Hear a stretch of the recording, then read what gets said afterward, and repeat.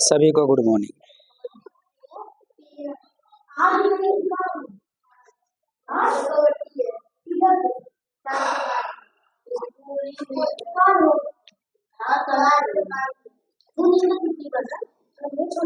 चलिए किताब निकालिए।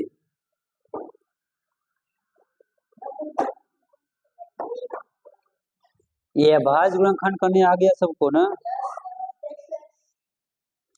कुछ क्वेश्चनों के बारे में बताया जिसमें क्वेश्चन नंबर 9 दिया है। क्वेश्चन नंबर 9 याद देखिए, हम लोग का अध्याय है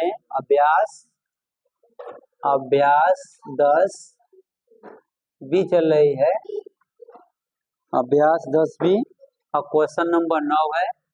ठीक है ना। क्वेश्चन नंबर कौन सा है? 9 है। ठीक, क्वेश्चन नंबर 9 चल रही है। वॉइस इसको पीछे करो।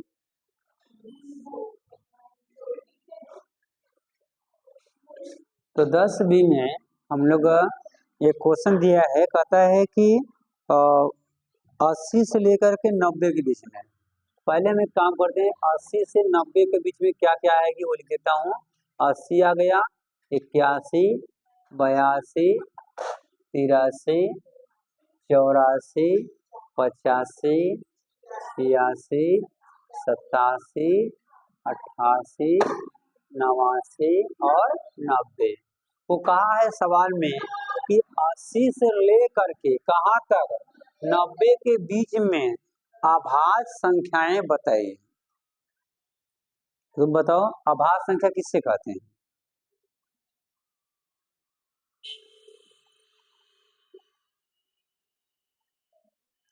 आभाज्य संख्या किसे कहते हैं? अच्छा, उसको आभाज्य बोलेंगे। तुमको तो पता ही नहीं चल रहा है कि पहले आभाज्य संख्या कहते किसे हैं। सवाल का खा लगा पाओगे? बोलो हाँ, तुम बताओ। सर जी, जो संख्या स्वयं से कटे उसे आभाज्य। हाँ, ये सही है। जब बैठो, जब तुमको यही नहीं मालूम है तो कहाँ लगा पाओगे इस सवाल को? प्रैक्टिस जरूरी है। क्या होता है आभाज्य परिभाषा? अभाज्य यही न कहती है कि वो जो संख्या है उसको खाली या तो एक से कट जाए, या तो वही संख्या से कट जाए, या तो वही संख्या से कट जाए। क्या हो?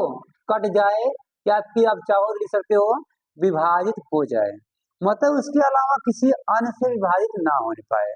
इसमें आप समझ सकते हो, 81 देखोगे तो ये कट जाएगा 3 से, है 9 से भी कट जाएगा, मतलब ये सही नहीं है। फिर मतलब ये भी नहीं, ये भी कट जाएगा, ये भी क्या होगा? कट जाएगा, मतलब ये अभाज्य संख्या नहीं होगी। 82 देखो 2 से कट जाएगा, यो नहीं हो सकते, यो दो, ये 83 नहीं कर सकते।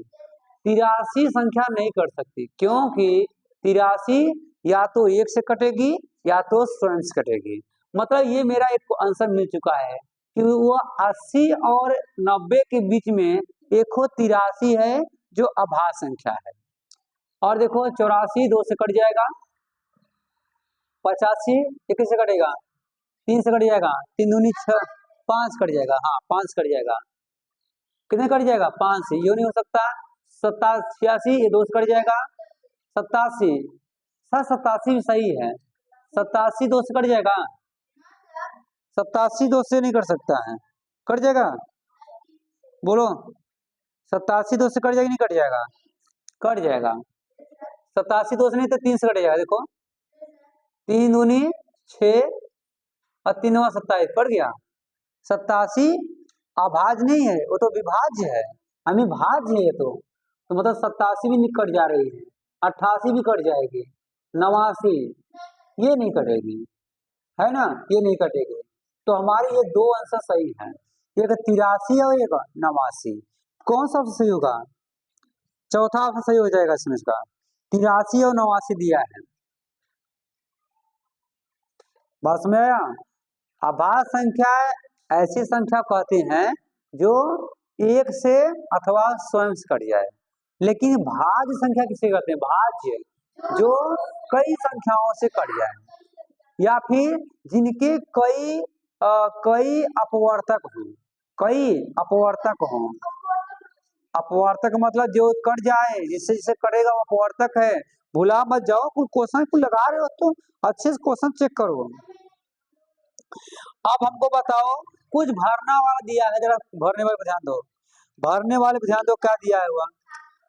हाँ, रिक्त स्थानों की पूर्ति कीजिए, रिक्त स्थानों की पूर्ति कीजिए। वे संख्याएं जिनके 2 या 2 से अधिक अपवर्तक होते हैं उसे क्या कहते हैं?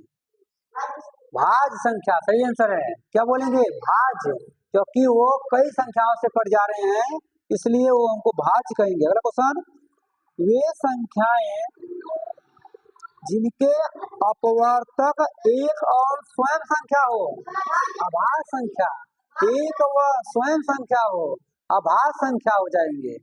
क्या हो जाएंगी? अभाज्य संख्या है। और कहता है एक न तो अभाज्य है, एक क्या है? एक न तो और ना ही है। दो क्वेश्चन दिया है इसमें ना, एक क्या है? एक भाज्य है, अभाज्य भी है। एक का गुणनखंड तो एक ही होता है और वही संख्या होती है, तो शायद हमको भी लगता है कि वही कुछ होगा। एक मिनट, हाँ ये कर लेते हैं इसमें।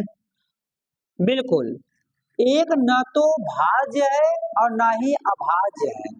एक ना ही, देखो एक जो होता है एक संख्या, ये ना ही भाज्य है। बताओ एक किसी से कटेगा? नहीं कट सकता है, एक से नहीं कट सकता है, इसका मतलब ये भाज्य भी नहीं है। अब बताइए क्या ये अभाज्य है? अभाज्य के लिए याद है ना, वह एक से कटे और स्वयं से कटे, एक से कटे और स्वयं से कटे, क्या हो जाएगा? ना ही वो अभाज्य है और ना ही वो भाज्य है। सही है।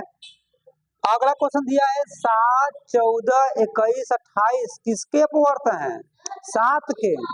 वही 7, 14, 21 और 24 किस और क्या आगे भरा भी है, बोला है कि आगे भरो, क्या होगा?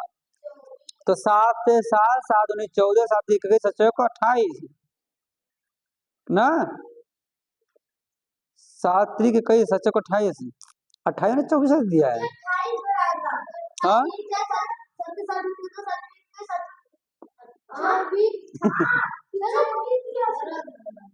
हाँ ठीक है ना।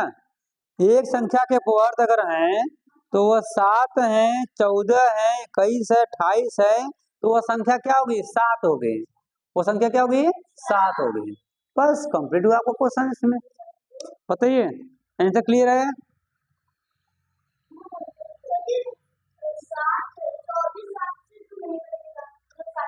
वो गड़बड़ कर दिया है उसने, वो प्रिंटिंग में गड़बड़ किया है, प्रिंट करने में वो गड़बड़ कर दिया है इसने। ठीक है ना। हाँ बताइए, वो क्लियर है, हो गया कि नहीं हो गया?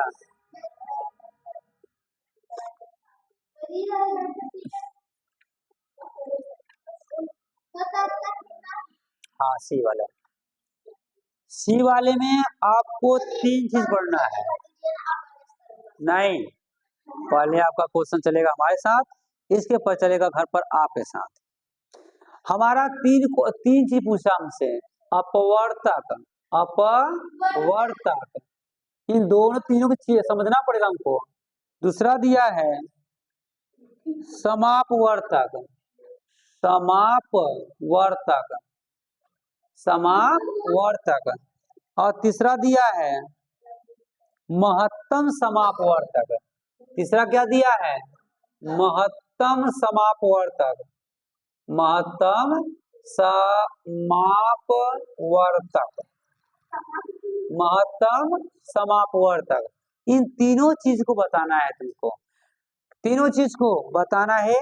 क्या बताएंगे हम आप इसके बारे में? बोलो, इनके बारे में हम क्या बताएंगे? चलो पहले हम बात कर लेते हैं अपवर्तक किसे कहेंगे। पहला क्वेश्चन, अपवर्तक किसे कहेंगे? मतलब अपवर्तक किसे कहेंगे?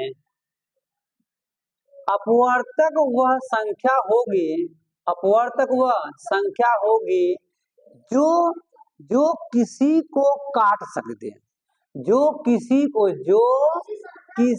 संख्या को, किसी भी संख्या को क्या कर दे? काट दे या फिर विभाजित कर दे। क्या कर दे? विभाजित कर दे। उसे हम क्या बोल देंगे? अपवर्तक बोल देंगे। हमारे पास एक क्वेश्चन बनाया इसने, कहता है 48 के कितने अपवर्तक हो सकते हैं? 48 के कितने अपवर्तक हो सकते हैं? तो अपवर्तक ने पूछा है, क्या पूछा है? वह अपवर्तक पूछा है। इसका मतलब अपवर्तक अगर वो है तो ये कौन कौन संख्या ये इसको काट सकती है? पता है क्या? एक काट सकती है कि नहीं काट सकती है? कर सकती है, एक काट सकती है इसको। मतलब दो काट सकती, नहीं काट सकती है, दो भी काट सकती है, तीन काट सकती है इसको। देखो तीन काट सकती है इसको, देखो तीन भी काट सकती है। ऐसे यही चीज दिखना है, यही चीज ध्यान सुनना उनको ना। तीन भी काट सकती है, चार भी काट सकती है, पांच भी काट सकती है, छह काट सकती है, सात काट सकती है, 7 छक 42, 7 सत्ते 49, नहीं काट सकती है सात। आठ, 8 छक 48, 8 काट सकती है। 9, 9 9 पचे 45, 9 छक 54, नहीं काट सकती है। 10 नहीं काट सकती है, 11 नहीं काट सकती है, 12 काट सकती है, 12 12 तो 48 है, काट देगी नहीं काट देगी? काट देगी। 12 काट सकती है, 16 13 नहीं काट सकती है, 14 15 16 काट सकती है। मतलब जिसके पहाड़ा में वो आ जाए या जिसको इसमें भाग दे और कट जाए उसे हम बोलते हैं अपवर्तक। पूर्णतः कट जाए, एक भी शेषफल नहीं आए, एकदम जीरो शेषफल आ जाए। क्या जाए? जीरो शेषफल आ जाए, वह संख्या अपवर्तक मानी जाएंगी, वो संख्या अपवर्तक मानी जाएंगी। जो संख्या उसको काट कर एकदम जीरो कर दे वह अपवर्तक होगा। वो क्या होगा? अपवर्तक होगा। और किससे कटेगी? 24 से कट जाएंगे, और तो वही 48 से कटेगा, और किससे कटेगा? 48 कटेगा। इसका मतलब इतने सारे अपवर्तक होते हैं 48 के। क्या होते हैं? 48 के। आप हमको बताइए 20 से कितने अपवर्तक होंगे? बोलो, बताओ, तुम बताओ, हाँ तुम बताओ, 20 से कितने अपवर्तक?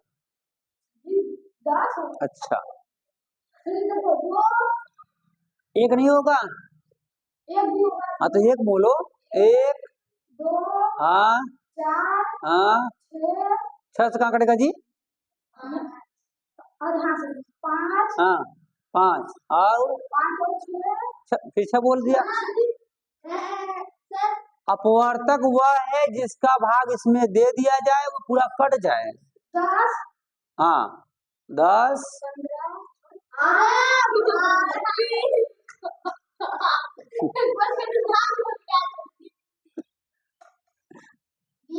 भगवान दे दो।